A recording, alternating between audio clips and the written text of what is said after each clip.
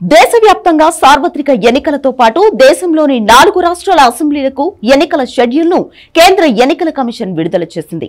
గతంలో లాగే దేశవ్యాప్తంగా మొత్తం 7 దశల్లో లోక్సభ, అసెంబ్లీ ఎన్నికలను నిర్వహించబోతోంది సిఇసి. 2 తెలుగు రాష్ట్రాల్లో మే 13న ఎన్నికలు జరగబోతున్నాయి. ఆంధ్రప్రదేశ్ లోక్సభ ఎన్నికలతో పాటు అసెంబ్లీ ఎన్నికలు అదే రోజు జరుగుతాయి.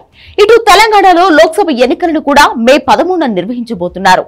దేశవ్యాప్తంగా ఏప్రిల్ 19 నుంచి ఫస్ట్ ఫేజ్ స్టార్ట్ అవుతున్న తెలుగు రాష్ట్రాల్లో 4వ దశలో ఎలక్షన్స్ జరుగుతాయి. ఆంధ్రప్రదేశ్ లో అసెంబ్లీ, లోక్సభ ఎన్నికలతో పాటు తెలంగాణలోని ఎంపీ స్థానాలకు ఏప్రిల్ 18న నోటిఫికేషన్ రిలీజ్ కానుంది. ఏప్రిల్ 25 నుంచి నామినేషన్లను స్వీకరిస్తారు. తెల్లారి అంటే ఏప్రిల్ 26న వాటిని పరిశీలిస్తారు.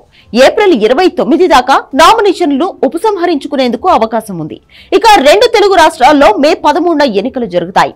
ఆంధ్రప్రదేశ్లోని 175 అసెంబ్లీ నియోజకవర్గాలు, 25 లోక్సభ సీట్లకు, ఇటు తెలంగాణలో 17 ఎంపీ స్థానాలకు కూడా మే 13న ఎన్నికలు జరుగుతాయి. దేశవ్యాప్తంగా జూన్ 1తో 7 దశల్లో పోలింగ్ పూర్తవుతుంది. అందుకే లోక్సభ ఎన్నికలతో పాటు అసెంబ్లీ ఎన్నికల ఫలితాలను కూడా జూన్ 4న నిర్వహిస్తారు. అంటే అదే రోజు అన్ని రాష్ట్రాల్లోనూ కౌంటింగ్ జరుగుతుంది. ఇక 26 రాష్ట్రాల్లో ఖాళీ అయిన అసెంబ్లీ స్థానాలకు ఉప ఎన్నికలు జరగబోతున్నాయి.